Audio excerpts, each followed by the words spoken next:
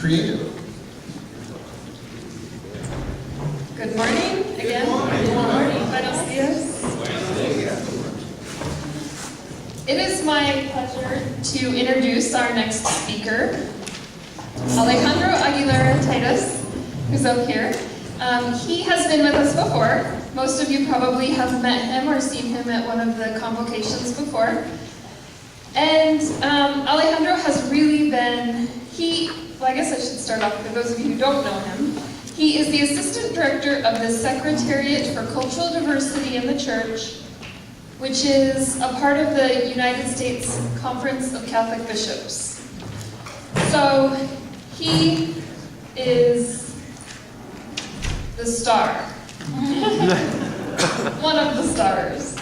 He has been such a great mentor and advisor, consultant for us as we've gone through the process of what would a Hispanic synod look like? What would we need what would need to take place?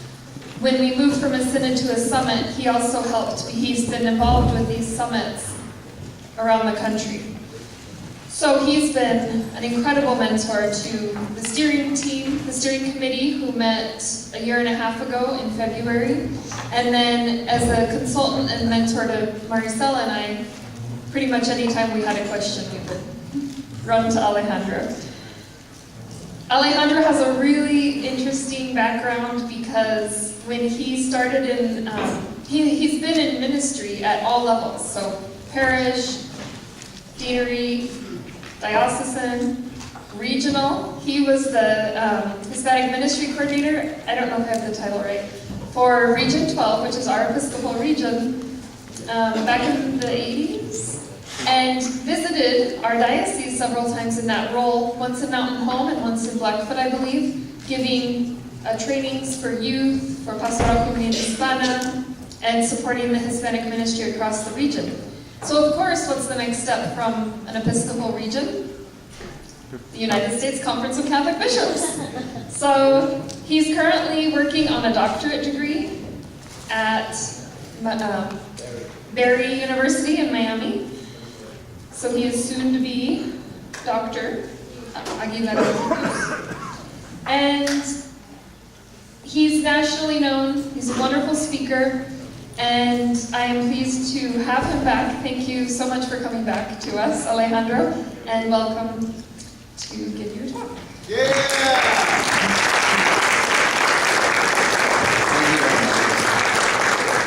Good morning, everyone. Good morning. Buenos dias. Buenos dias. I've been asked to share with you this morning some reflections on the dynamics of parish ministry when it comes to building unity and diversity. And I was very pleased that the latest publication of the Bishops of the United States is ready, so that I can share it with you. It's called Best Practices for Shared Parishes, so that they all may be one.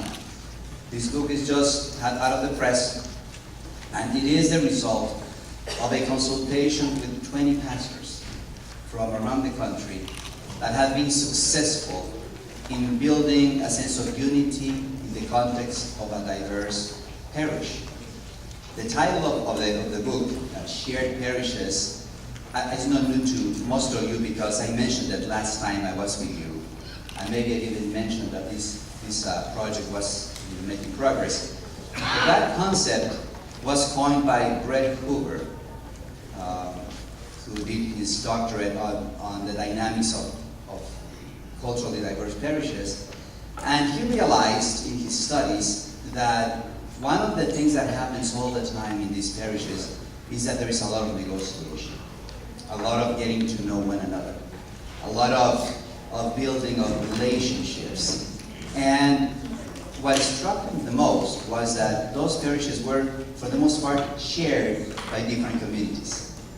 Thus, hence the term shared parish.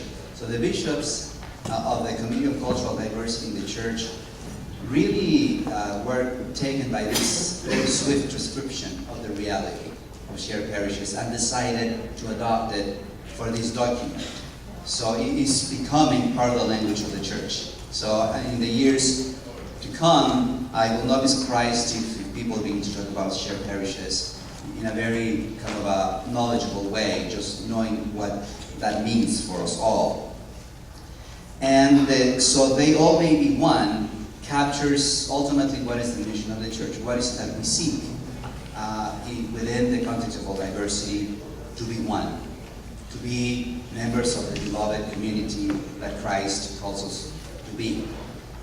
So that's what I'm going to be sharing with you on, but in a very practical way, because this book is about best practices. It's about something that is not theory, but that actually is concrete.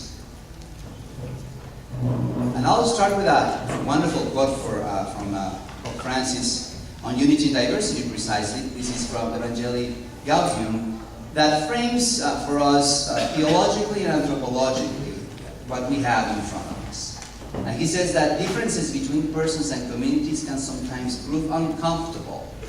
Does that sound kind of familiar? So it is. It is not cozy and comfy all the time. It could be uncomfortable. But the Holy Spirit, who is the source of that diversity, the Holy Spirit, who is the source of that diversity, can bring forth something good from all things and turn into attractive means of evangelization. So looking at our diversity, first of all, as God-given, as God produced. And also, it is there so that we can more fully understand the call to be brothers and sisters, by living out the gospel. Diversity must always be reconciled by the help of the Holy Spirit. He alone can raise up diversity. And this is also a very good realization. We are human, we have our imperfections, we have our biases. As long as we allow the Holy Spirit to do the work of weaving up that unity. He alone can raise up diversity, plurality, and multiplicity, while at the same time bringing about unity. So unity in diversity, it is not an either or, but it's a both and task that we have before us. The book goes from the beginning to acknowledge the fact that Pope Francis has already mentioned, the uncomfortableness of being with different people. And for that, the bishops decided to include the work of Milton Bennett, who is a specialist on intercultural communications. He works out of Portland, Oregon. And he has developed these 6 stages of intercultural sensitivity, acknowledging the fact that we go through those stages, most of us, as we are faced with different realities. And he actually refers to an ethnocentric stage, that just looking at our own ways, our own culture, our own identity, moving us to be able to bridge and relate to people from other cultures. And he says that these stages go from denial to defense, to minimization, to acceptance, to adaptation, and to integration. And I just briefly going to mention the example that is in the book, so that we can then move forward to the practice. But the denial stage, if you look at a parish, would be when, let's say, someone, it could be the director for Hispanic ministry, for example, or it could be the owner of a company that comes before the pastor and says, you know that you have a lot of Hispanics in your parish. And the pastor may say, well, there are no Hispanics in this parish. They're not. And he's not lying, because he just doesn't see them. He's just out of sight, out of mind. So he might say that there are a couple of families, but they are assimilated, and so that's all there is. But Father, that there are 300 families living within your parish boundaries, and most of them are Catholic. Oops, I didn't know that. So that would be a way of understanding the denial. It's just not recognizes that the presence is there. Then, if we follow with example, we move into the defense, as Milton calls it. Let's say that the pastor goes to his parish council and said, You know what I found out yesterday? We have a lot of Hispanics. We don't, Father, we don't. Where are they? This is very Hispanic parish. No, but in the parish boundaries, you know, the parish is territory. I'm responsible for everybody living within the boundaries of the place, of the parish. Say, well, you know, but you know, they are just passing by. Or, you know, they might not be Catholic, or Catholic so-so, they really, you know, so they might be illegal. I mean, there are a number of reasons that might move people to feel uncomfortable about this idea that you try to kind of keep what you have safe, which is a very human thing. You know, it is just, you know, we don't really relate to these people, so why are we talking about them? Let's just make sure that we are okay. Then, there is a moving forward to the minimizing as the pastor continues to talk with the parish council and other leaders, and they begin to realize and understand that, you know, that these people are a lot. Now I can see them everywhere. And, you know, that we hear that they are Catholic, and, you know, and pastor is right. You know, it's, you know, we as part of leaders of the parish, we need to help him respond to everyone living within the boundaries of the parish. So, but you know, Father, we are all people. We are all the same. They can just come.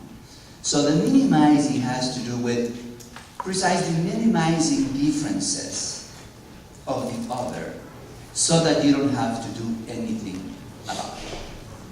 Or they can just come. The door is open. They're welcome. The next level, according to Milton Bennett, is an acceptance of a reality that they're here. They are quite a lot. They are Catholic. We are responsible for them. And the differences are very significant.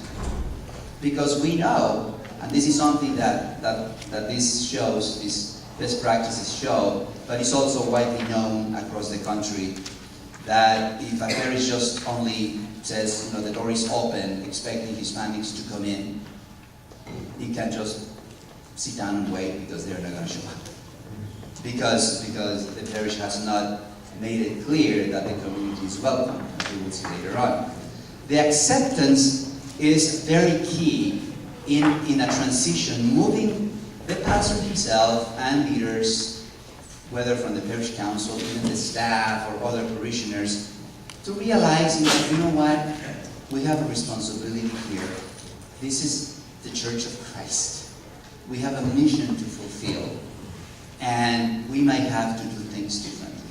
We might have to change our ways a little bit in order to make sure that these brothers and sisters, see how the language begins to shift, are welcome, feel welcome. So the adaptation phase is one that looks at what is it that that particular parish, in this example, begins to do to change things in such a way so that these 300 Hispanic families, mostly Catholic, feel that they're welcome in the parish. And the integration stage is when the parish, having made the changes necessary to welcome and make room for this community, also begins to acquire intercultural competencies. The capacity to work and relate and to collaborate with the new members of the faith community in their own cultural context. This is something that has been used in corporations, in relations between countries, training for Peace Corps volunteers, and all kinds of venues and realities. And it was fascinating that two of the pastors that contributed their experiences to this book have PhDs now, and they both recommended this analysis as a good way of just making an assessment as to where might I be as a person welcoming a particular group, or as a staff, or as a parish community, so that you begin to acknowledge the fact that, you know what, you do feel defensive. You do not understand why do you have to change things. Because going through those stages will allow you and prepare you to make the changes that you may need to make when you decide to make. Does that make sense? I had left slides there to kind of fill in the blanks, and but I think we already did that with the first one. I think that's the best illustration. In terms of the integration stage, what Milton Bennett and many other specialists and experts on intercultural communications talk about intercultural competencies, and this was the topic that I covered with you last time. And intercultural competence has to do with developing the ability to relate, communicate, and work with. Those three things. This one author uses the image of the three-legged stool to describe this intercultural competence. And the stool has three legs. One of them covers the attitudes, the other one the knowledge, and the other one the skills. And attitudes of openness, respect, welcoming, curiosity with other groups, the kind of being willing to go beyond what is comfortable for you. Knowledge of certainly of the other people that you are trying to relate to, their culture, their way they approach things, but also your own. And this is emphasized a lot. It is very important for us to understand our own culture, the biases in our own culture, the values in our own culture, so that we can, from that, relate to somebody else's culture. And something that the best practice does, and so does the other work of the bishops, is that building intercultural competence is not something that white people should do to be able to serve people of color. Everybody needs to learn and develop intercultural competencies to work with everybody else, so that we are sharing in that responsibility of building up the one body of Christ. In terms of the skills, they are more specific. The ability to listen well, the ability to speak another language, to be able to work with a certain group in making decisions, and understand how they make decisions. All these things are quite fascinating. I cannot get into the topic now, but just to give you an example, when you are reaching consensus within the Hispanic community, you need to understand that consensus is responding more to the relationship that exists within the group that is making the decision, than sometimes the decision itself. The relationship between the members of the group making the decision is more important than the decision itself. Because that is the highest value in Hispanic culture, is the relationship. In US, more European American culture, we are very focused on the task. Whether we get a chance to get to know one another or talk, we can do that somewhere else, but here we need to accomplish a task. So it's not that they are exclusive of one another, but they are emphasis. And being aware of these things may enable someone to have the skill to facilitate a meeting, such as this, for instance, when you have a lot of Latinos and a lot of European Americans, and maybe people from other cultures. So what I'm trying to do here is to convey a message that may resonate with the two communities that are present here. And if I am doing that well, that means I have a kind of skill. Maybe I'm not doing it well. One skill that I'm not using, for instance, is Spanish. Because it was, the desire was to communicate this presentation, given the time, in English, but all of you have the presentation in both formats. And when people will ask questions at the end of this presentation, they would be able to ask them in English or Spanish. So that's that skill might come into play later on.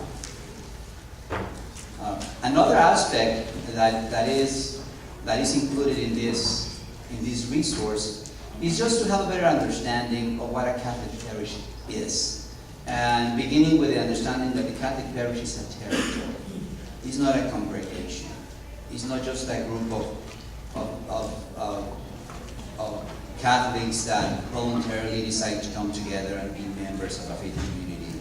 And that's what makes the faith community. That is true. But in the Catholic context, the parish is a territory.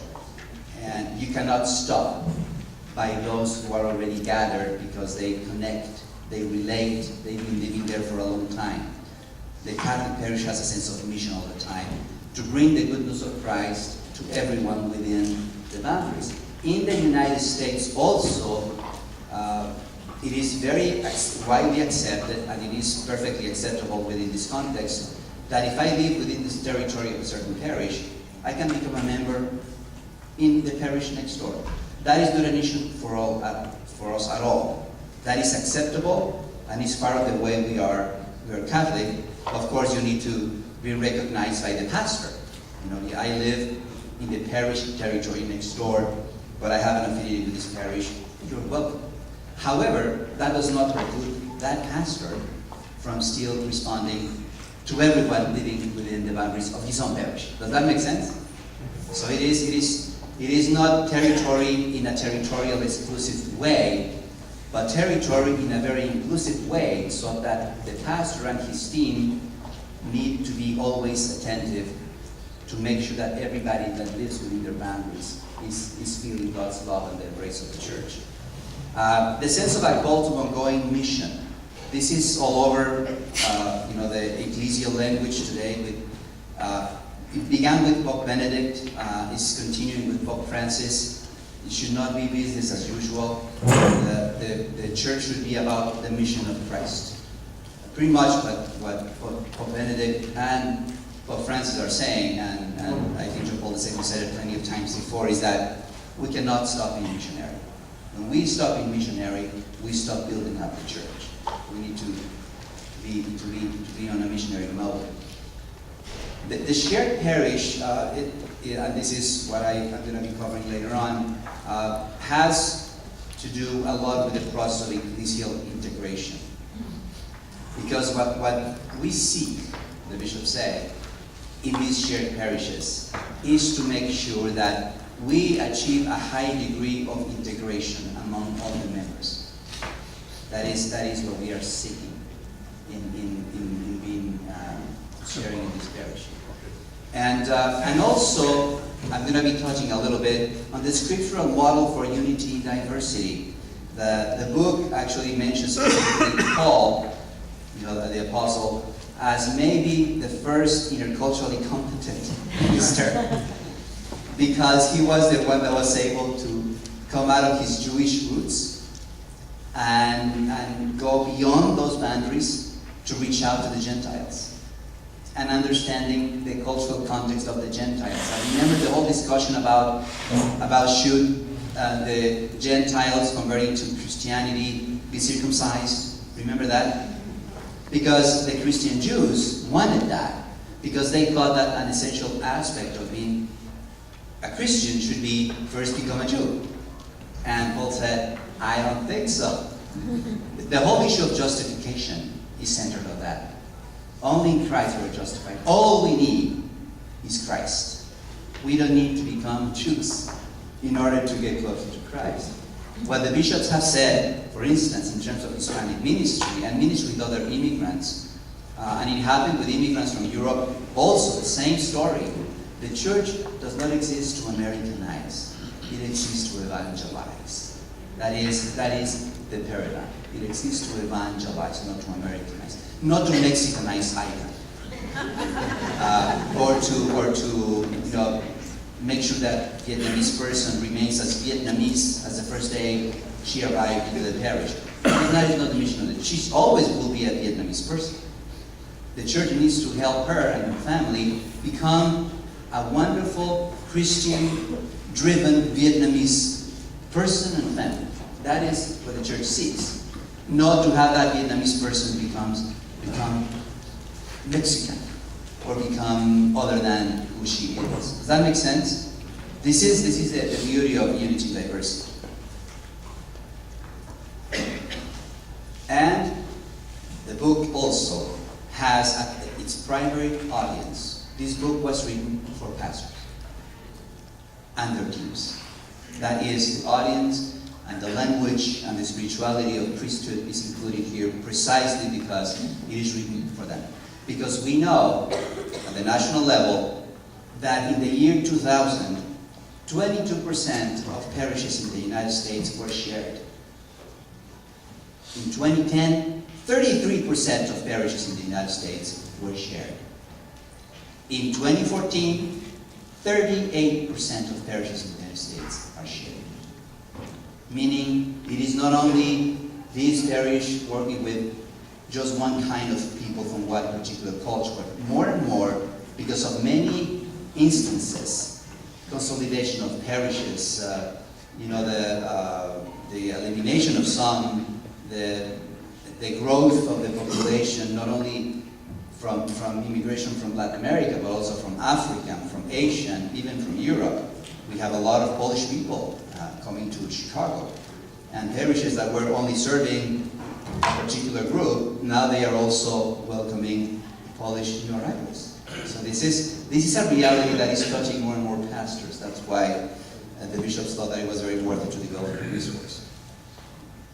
Now, in terms of the spirituality, and I shared this with you last time, that Milton method is all fine, and all the best practices in terms of cultural communication and all that is very good.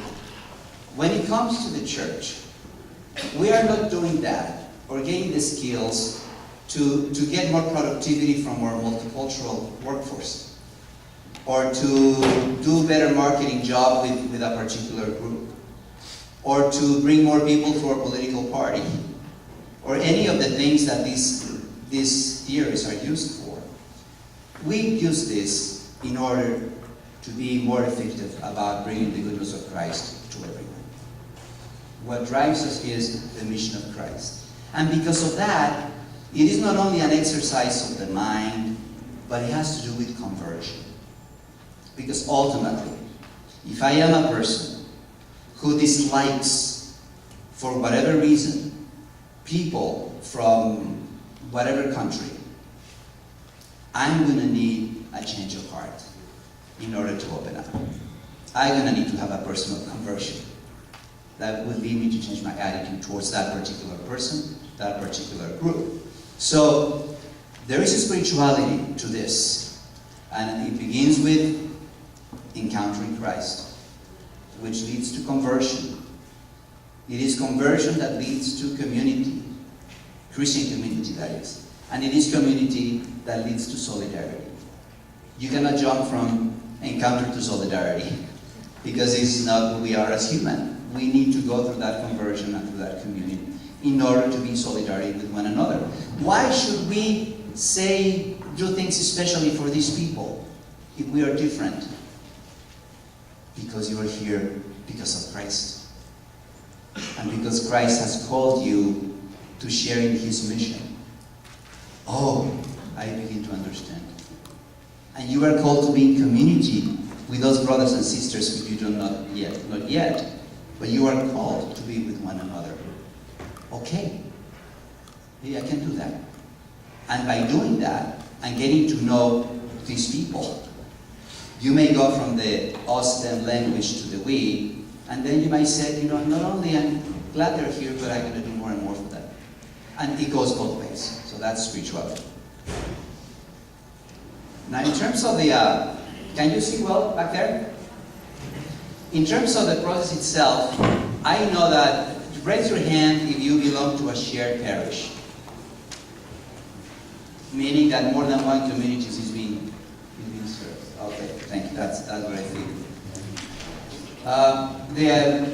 What the pastor said that happens when they are working with a parish that has more than one community. For instance, mine, some of you know, we have 4 communities sharing our parish, or one parish. It's St. Camilo, Silver Spring.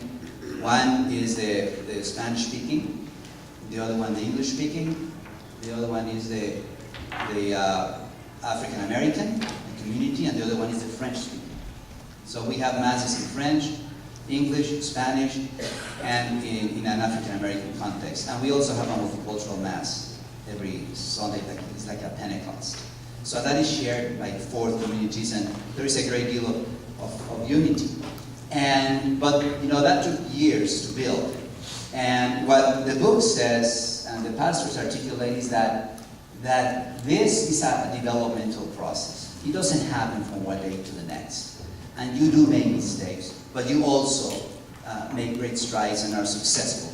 Many, many parishes have been able to be successful as they move from a welcoming phase to a phase where people can develop a sense of belonging, and then a sense of ownership. They also affirmed this model that the higher the degree of ecclesial integration here, as they go through this process, the higher the degree of stewardship. So if you want Hispanics to be good stewards of your faith community, or any other group, to facilitate their movement from this integration process can generate a great deal of stewardship. But stewardship is the fruit of ownership. This is my parish too. And ownership is the fruit of belonging. I belong to this parish. And belonging is the fruit of being welcomed. And in parish people, communities, not only Hispanics but other communities, in some places the Hispanics are being asked to welcome others. Like in Texas, they are all Mexican American, and they are being asked by the Spirit and by the pastor to welcome a new community from Africa. And they are having a difficult time too. But they are Christians in the Catholic tradition called to welcome. So, and what I will do here is to illustrate that this process of spirituality that looks at hospitality and stewardship also has to do with the welcoming, with a sense of belonging, and with the ownership. So it is a profoundly human process, but it's also a profoundly spiritual process. Now this is something that I began to share with you all the last time. And I'm going to move quickly through it so that you can ask questions. What do you think? Does that make sense? I shared with you last time that the first movement has to do with a sense of mission. Going, inviting, affirming this, that our Pentecostal, evangelical, and Jehovah's Witnesses brothers and sisters do. I'm staying with my wife, I was a couple of days here, and my daughter Daniela lives in Boise. She's a nurse at St. Alphonsus. And here you are. First morning, having breakfast. Knock, knock, knock, knock. Who is it? Well, the Jehovah's Witnesses were visiting. So they are, you cannot blame them. You can just learn from them. But they have that sense of mission. And that's the first movement that really helps generate this spirit of welcoming and mission. And something that I need to emphasize, as I did last time, that this is something that needs to come from the pastor. This is an ecclesial thing. I'm not being clericalistic. I'm just recognizing the fact that just as the bishop is in charge of all of you here in the diocese, actually even the non-Catholics, right, Bishop? Because he's the bishop of the entire diocese of Boise, whether people know it or not. That's being Catholic, that's the beauty of being Catholic. And when a pastor is installed, it's an extension of the bishop's ministry in that territory.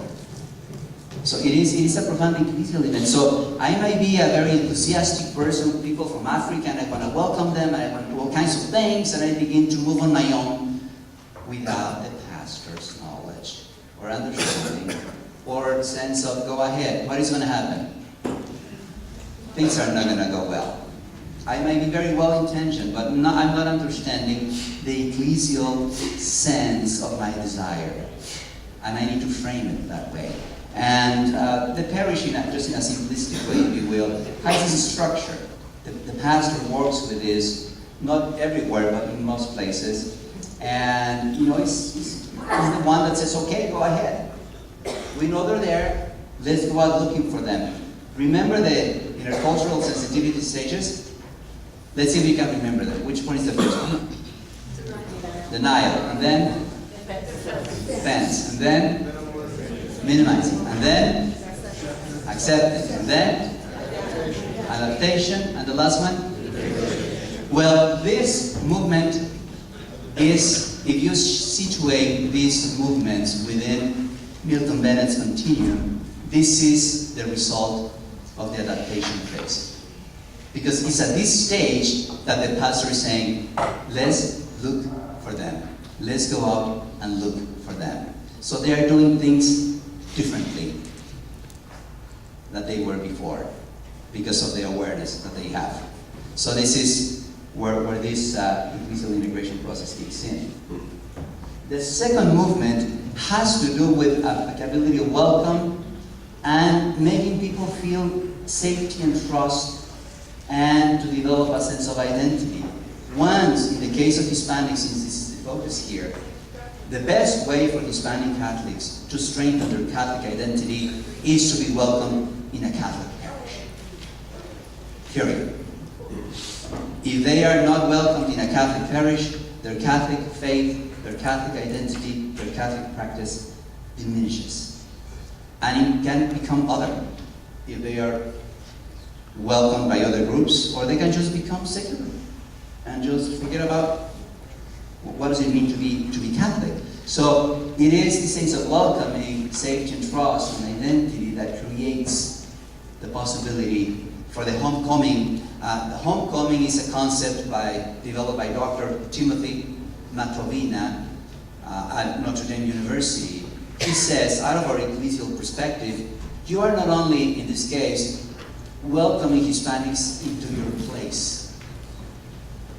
You are doing a homecoming for them. They are coming home. They are not coming to your home. They are coming to God's home, which is your home, but also their home. So this is spirituality. It is their home too.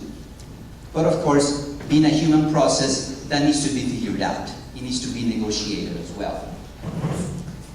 The way it looks here is that and this happens very often. This is what happens almost universally.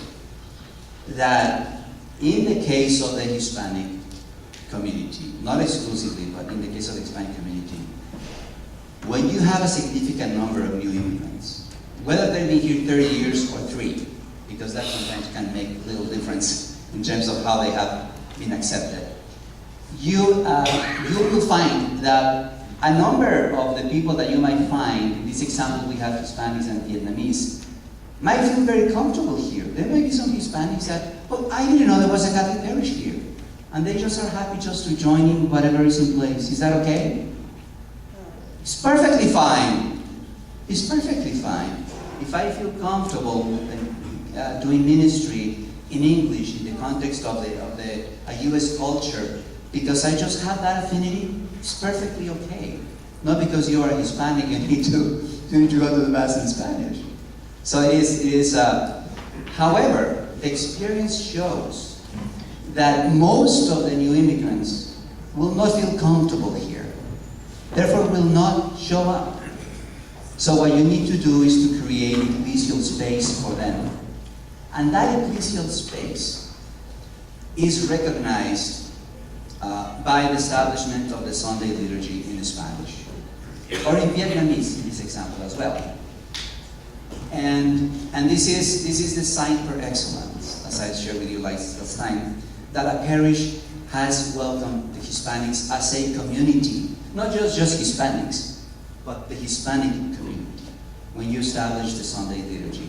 If you have the numbers, if you don't have Spanish-speaking immigrant Hispanics in your parish, do you need to develop Mass in Spanish? No, because there is no need.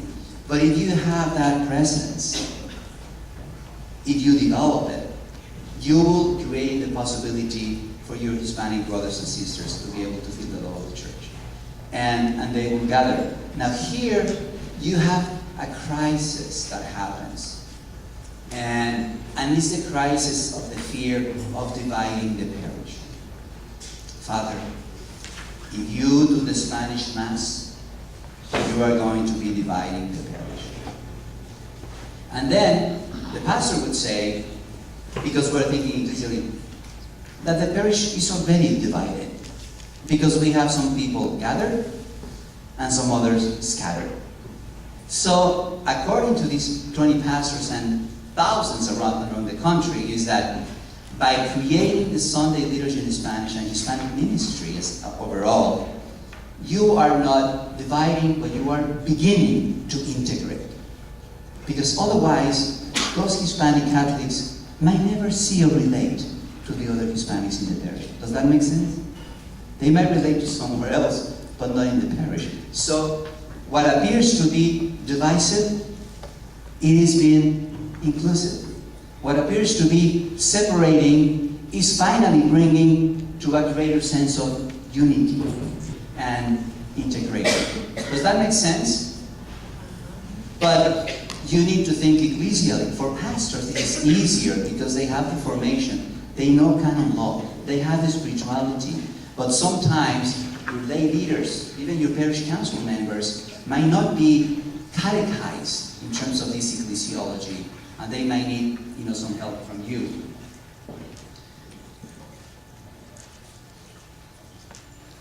The third movement has to do with the possibility of developing ministries and ministers. I'm sure that many of you would have a sense of abundance in your own parish. How when you started Hispanic ministry it was small, and now it has grown. And you have all kinds of people involved, and all kinds of ministries being developed, and you're beginning to have vocations to the priesthood and religious life, and so forth and so on. And that is the fruit of being able to create that ecclesial space and to give people the room to grow. Hispanic ministry is not only about liturgy, it's about learning the faith, it's about developing a spirituality, it's about being a part of different programs for children and adults, and of the service of the parish. It has to do with many, many, many ministries. In the case of Hispanic ministry, you also have the ecclesial movements, the lay ecclesial movements. You'll be hearing from Dr. Josman Ospino later on today, and I'm sure he's going to share with you on the recent study that Boston College published and he authored, how important it is for Hispanic Catholics to have an experience of the ecclesial movements for their own spirituality. But one of the challenges is, how can you make sure that these lay ecclesial movements are well connected with the life of the parish? And how do you animate and accompany these movements as a pastor and as people that work in the staff? So that's part of that growth as well.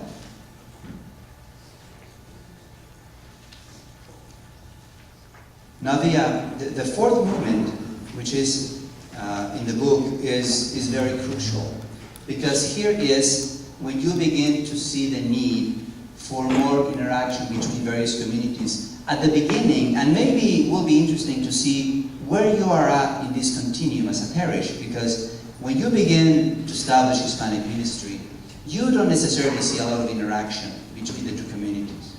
And that is kind of normal, because the Hispanic community is beginning to build its own space. They are beginning to generate the ministries, beginning with the liturgical ministries and so forth and so on. So they're pretty much, the leadership that emerges is focusing on working in building up the Hispanic community within your parish. But as that goes on and it grows, and because we have so many Hispanic Catholics, including Boise, it will grow significantly, depending on the population. Then you'll get to a point in which that uncomfortableness of the beginning may come back again. Well, Father, we're okay, saying yes and all that, but you know what? We don't know where this is going now. Because these people, and kind of shows that conversion is an ongoing process, they always want more. They want another key to open another door, to start another program, to do another feast. And they want a better schedule for their Mass, and now they want it every Sunday. And you begin to see that this community, as it grows, it begins to want more. Which, from the ministerial point of view, is that good news? It's excellent. But it could drive some people crazy. Because that's not how certain communities use the parish. I just can relate to a parish not far away from here, not in this diocese, though. And the complaint was, well, these people are always here. They're here on Monday, their prayer thing, and on Tuesday they come back and they do this and that, and then on Wednesday they're also here. Thursday, here. Friday, here. They're always here. They're occupying so, and the question is, well, are you using these rooms at those? No, but don't have anywhere else to go.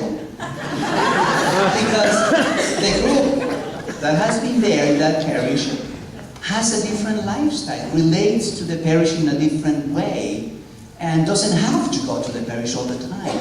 Well, keep in mind that maybe your ancestors did. Because for new immigrants, more often than not, the one point of reference, the place where they feel more or less okay is where? Is the church. And it's not only for liturgy, it's for everything else. So it's a great gift to have a community that seeks the church as much as Hispanic Catholics and other immigrants do. But we need to understand that that is not how we relate to the parish now, and being able to have a conversation about it, so that it doesn't become an issue that creates separation. Because this movement is very important that at this point you begin to really have more interaction and conversation across the cultures. Okay, you have the Hispanic committee leadership, because what happens here is that here you have a Hispanic committee that emerges, and oftentimes you have this sacramental minister comes and says the Mass in Spanish here, but these folks here do not necessarily relate. And the Hispanic Ministry Committee doesn't necessarily relate to the pastor, relates to the sacramental minister, or even to the parochial vicar, but not the pastor. So what needs to happen here is that conversations and relationships need to be built at this level, at all levels, so that you continue that process of ecclesial integration that you started. When that takes place, and takes place in many ways, here in this book it shows you how it's done in liturgy. Examples about faith formation, sending people to leadership development opportunities, and doing service to the poor, whatever. Many ways in which you can actually bring the leadership of both communities together, so that the language shifts from the us, them, to the we. The pastor said here that the church is about relationships. When you are able to build relationships across cultures, people from different cultures, you are building a solid foundation for a Catholic parish community that is truly living out the spirit of unity diversity that Pope Francis was talking about. But you need to, and that needs to be achieved. When that is achieved, then you begin to look at issues of mentoring, accessing, recognizing leadership. I can recognize some people here that are staff at parishes, Hispanics. So the leadership has been recognized, and they have been invited to ministry at a deeper level of commitment. And that is the result of that ecclesial integration process. And I often ask if this was a group of, actually I just asked this question in Salt Lake City not too long ago. There were, I don't know, maybe 80 people, and I asked them, and it was training on something similar to this, but also youth ministry. And I asked them, how many of you here, your pastor knows that you're here? Maybe half. And then, how many of you here are here and your pastor knows that you're here, and your pastor paid for you to be here? Oh, I was asking a rhetorical question. What happened in Salt Lake City? I wouldn't dare ask that here. And they were all lay people, they were not pastors there. So, and here, it would be inappropriate to ask that question. But it is, but then you are getting to the point that this addresses when the leadership of the Hispanic community becomes more and more focus and responsibility of the parish as a whole. So these leaders that have been working within the Hispanic community in the Comité Hispano, as they call it, we haven't done anything for them. Why don't we send them some training? When they get together with Christy and with Maricela, why don't we sponsor them? When we have a catechetical diocesan ministry offering, why don't we, because they are developing leadership for the parish. So this is an important piece of the Ecclesial integration process. You are beginning to shape the leadership of Latinos and of others in the parish. And you are beginning then to see the shift in terms of the structure. Because the Ecclesial integration process describes how the pastor and his team and the structure little by little begins to identify and include and serve not only the well-established community, but all the communities that have become a part of the parish. Does that make sense? And you begin to see a very strong sense of belonging on the part of Hispanics, and in this example on the part of Vietnamese. People not only feel welcome, they feel that they belong to the parish, and they begin to take care of the parish better, and they begin to do more things for the parish, and they are more invested as people. And then it gets to another crisis, but it's a crisis that is minor. Because once Hispanics have developed a strong sense of belonging, they are ready for a sense of ownership. And ownership comes from what? Huh? From the ability and the access that you have to the decision-making process. You have ownership of something that you have a say on. If you don't have a say, do you have ownership? No mucha. Especially in European American context.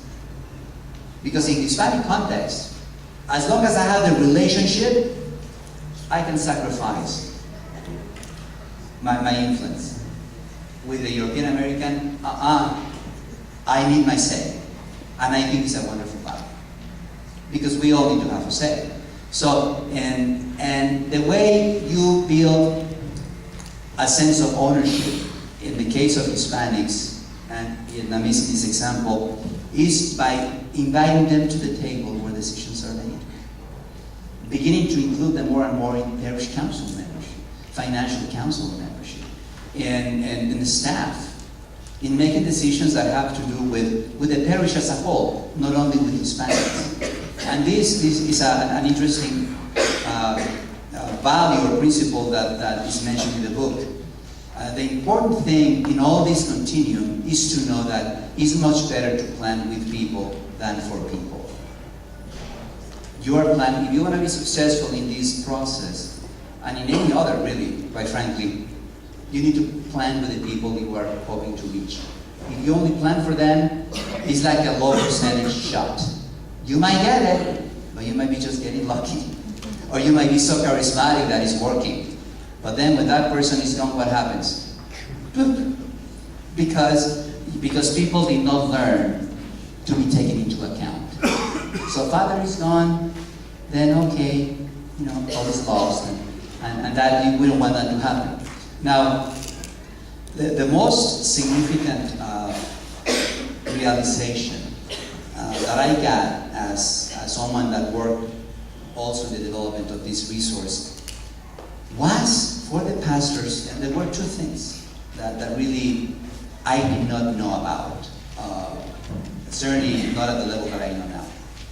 That for a pastor in a shared parish, there is really a ministry of reconciliation that is at play all the time. Because the pastor needs to be able to reconcile the anxieties and the fears and the expectations of this community and of this community. Father, you like them better. You're always with them. Why don't you do that for us? So the pastor gets caught in the middle of two loves. And it is love because ultimately the pastor is the one that falls in love with the sheep. Pope Francis image of you need to smell like sheep. But what happens when a pastor smells like three different kinds of sheep? The ones from the high mountains and the middle mountains and low, and I go confused because they don't know each other necessarily, so they are always fighting like if, they are the only ones. Does that make sense, the pastors? I know they suffer for this, but they are also delighted because they feel the unique love of these particular communities as well. The tension is there, but so is the love. And what they said is that for this ecclesial integration process to really achieve a high level, and all the 20 pastors that were consulted have done that, the pastor needs to be the one that models it. If in the pastor you see someone that loves everyone, not to the same degree, but because he's not comparing, but just loves everyone in a way that is evident for everyone, that we cannot divide our pastor, because if we are against each other, he will bring us together. And if one community is in need of something at this particular time, he will be there because the need is there. And he will negotiate in his own ministry how to be present to those communities that he loves. That is essential for this ecclesial integration process to happen. What is to be avoided here is a parish that is beginning to go through these movements of ecclesial integration, and the pastor does not quite see himself as part of it, and tries to kind of keep a distance from what appears to be something that is beyond his understanding. He cannot handle it. And some pastors are in this position at times, So, whatever is happening as this community grows, and the pastor doesn't feel comfortable to address it, it is important to keep that in mind, because the pastors need to have the resources and the support they need to be able to do that. What happens sometimes is that that pastor might be moving to another parish, and a new pastor comes in to the same situation, and it's difficult for that new pastor then to begin building something up. And yet, the wonderful thing I've seen in my 30 years in ministry is the pastors with the charisma that they are given for their ministry, that sacrificial love that comes in persona Christi sense of unity also transforms them as people.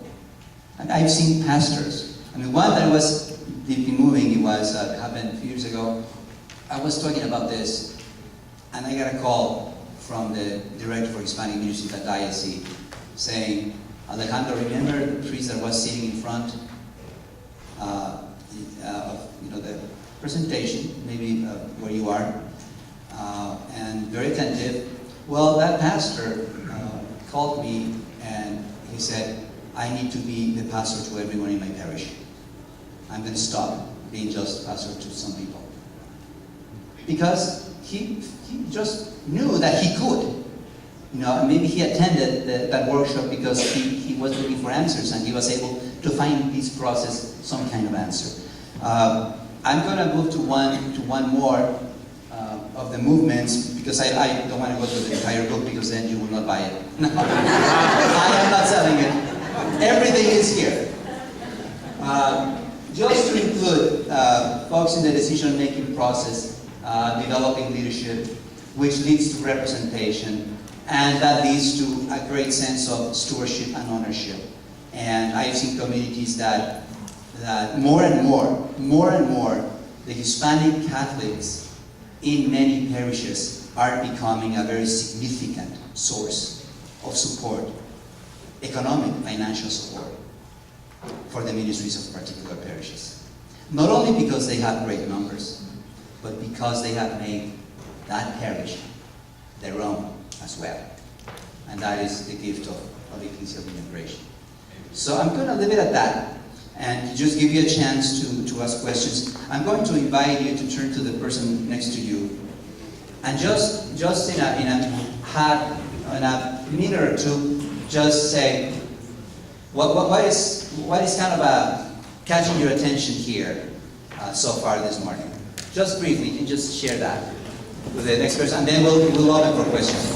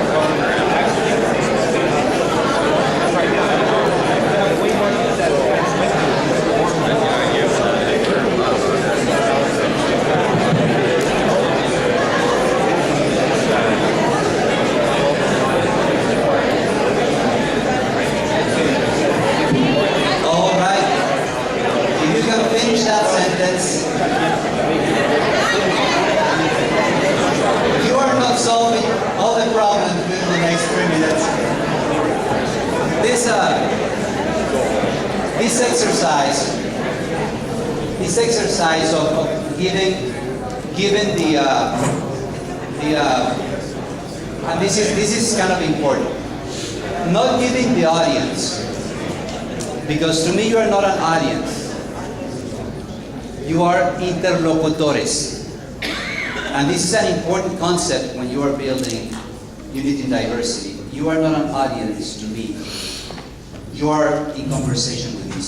How do you say interlocutores in English? Interlocutors. Huh? Interlocutors. Okay, so it's a conversation. It is not a relationship of the presenter and the audience, or the pastor and the people out there. It is conversation is relational. It's building mutual understanding, and to give the interlocutores a little bit of time to talk helps to clarify their questions. So we're going to have a chance to ask questions for the last 15-20 minutes, so that we can pay attention to your concerns. So you can just raise your hand, and Vincent will give you the mic.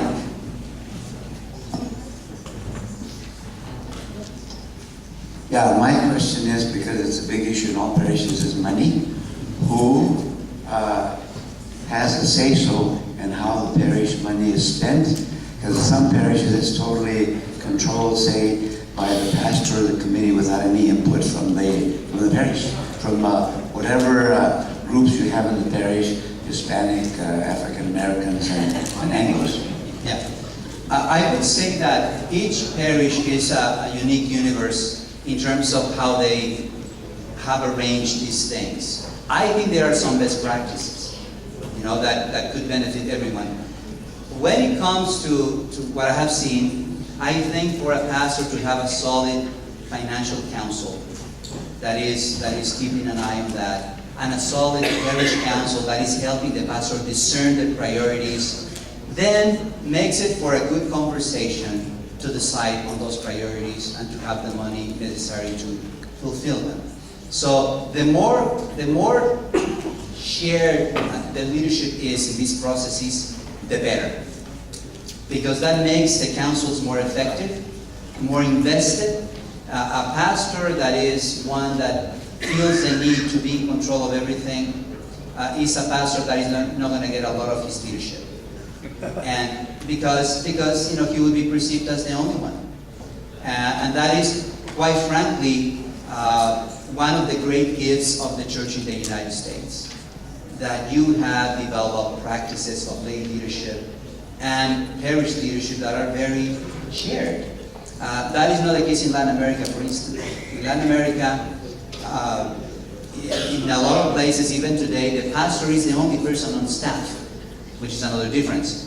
So sometimes he prepares everything, he even tells the joke and laughs at the joke.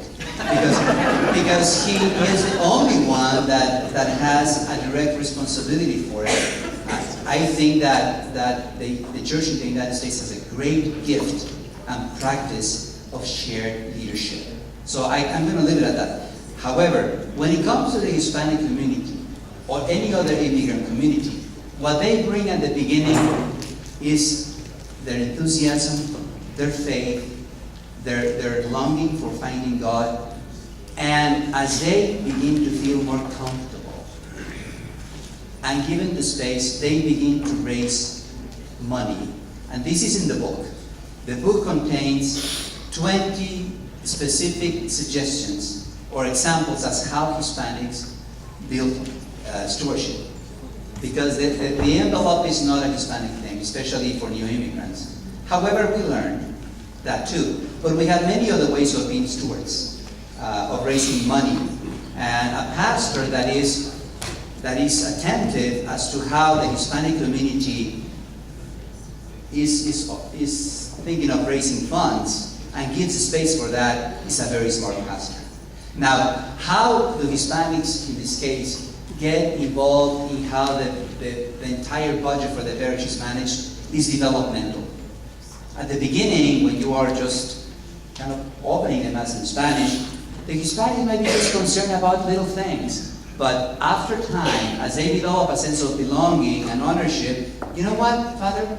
Remember that some years ago you told me that maybe I need to begin to give ideas about the entire parish? I think I'm ready for that.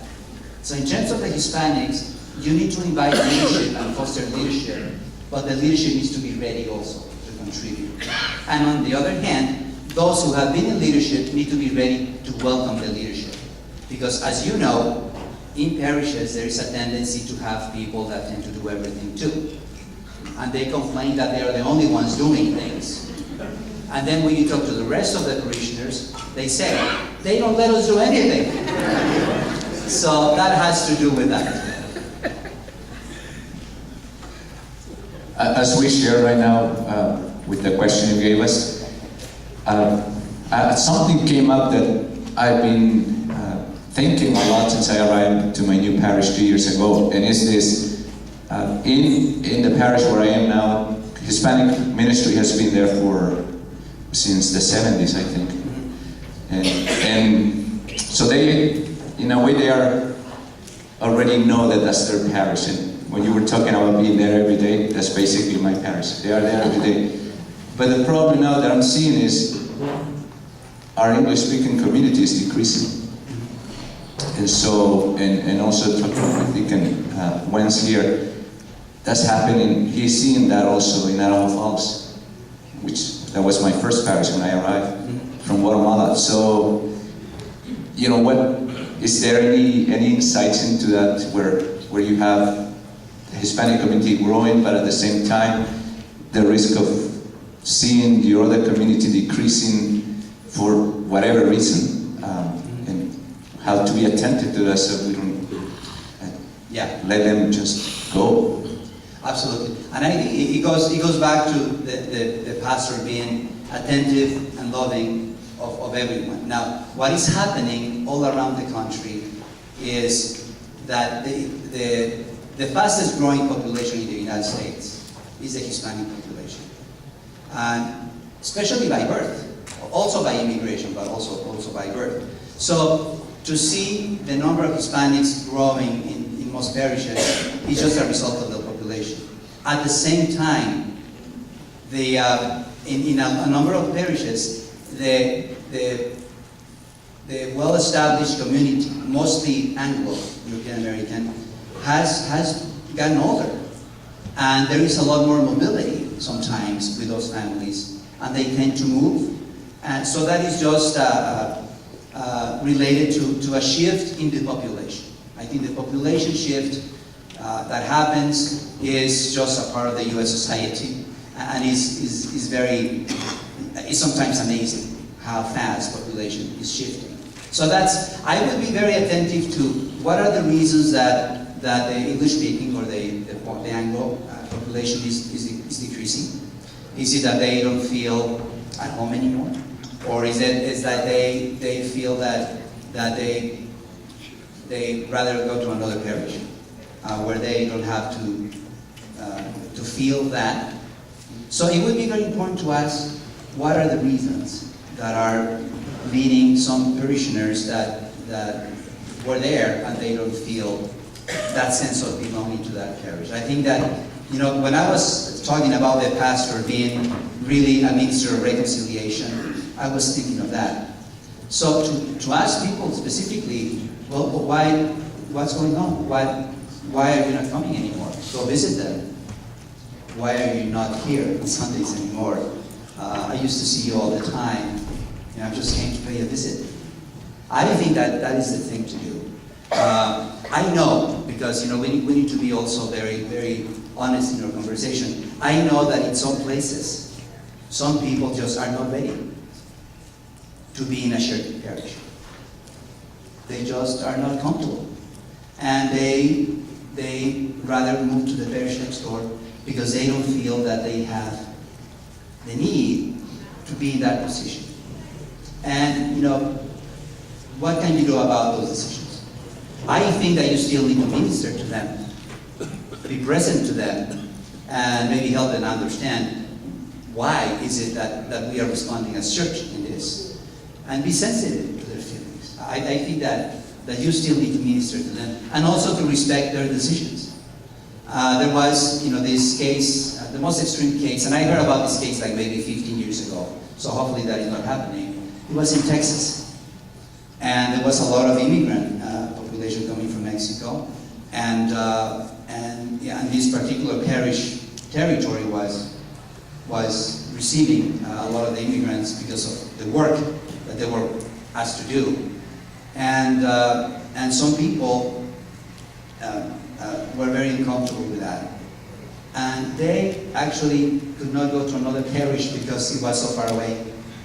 So they went to the Lutheran church because they felt so uncomfortable with the idea of having immigrants there. And this is the reason given. Well, what can you do about that? That is a pastoral situation that we need to analyze, and it's something to be taken into account. But that is why it's so important to be centered in what is the mission of the church in the world. What is that we're called to do, so that we are being attentive to those realities. Alejandro, excuse me. I just wanted to remind you too, coming from, and I know you're aware of our culture, our reality here as a mission diocese, but sometimes the option to go to the parish next door might require a 3-hour drive. So when we just like in Texas. Okay, right. So when we lose our Anglos or another cultural group, they might not be driving 3 hours. Yeah. They just might not be going, or to another parish. So I just wanted to remind you. Yeah. Can I just say something about that? Because I have been invited over the years to a number of parishes to facilitate processes of reconciliation. And I have accepted very few because of my job. But I've gone to 2 or 3. And this is something that I could offer you, Father, as an option. That you actually have a day of prayer and discernment about Catholic identity and Christian spirituality. And you focus the conversation on the reality of diversity in that particular parish. And you create the context of safety to have a conversation. I remember this one parish in California with 15 years of Hispanic ministry or more, and people just were avoiding each other in incredible ways. To the point that at the end of, the Anglo youth group was having a fundraising. They were selling pumpkin pies. They didn't go to sell the pies after the Spanish Mass. The Mass in Spanish. To that point. Not even to sell the pies. Well, this pastor kind of finally convinced me to go in, and we had one day with 80 plus leaders in the parish, both Hispanics and Anglos, because that was the population. And also, not only the culture, but also it was growers and farm workers. So it was as diverse as you could be. Well, I cannot tell you the wonderful things that happened in that one day. In that one day. I remember this very tough-looking, Mexican guy, very nicely dressed, was weeping, and at the end of the day. So he was deeply moved, because he said, it's the first time that I talked to someone from the white community in 20 years. He had never talked to someone that was not Hispanic in the context of his own parish. And he was deeply moved because that barrier was finally broken. That parish is doing very well. And you know who brought that sense of unity? An Indian pastor. A pastor from India was the one that said, I'm inheriting a parish that has struggled with integrating well, and I cannot live like this anymore. So he decided to do something about it. That parish is doing much better. So sometimes reconciliation and conversion is what needs to happen, so that people do not feel caught in either, we cannot all fit in this world type thing, That is pretty much what is the extreme. The idea is that we are called to live in this world together. And sometimes reconciliation is what is needed. Thank you so much, Alejandro. For time's sake, at this moment, we won't be able to address questions, but we do want to respond, so just to keep in mind, after lunch, we're going to continue a lot of dialogue. So please write your questions down, and maybe at that time we could start to address them. But thank you so much, Alejandro. Thank you. Thank you.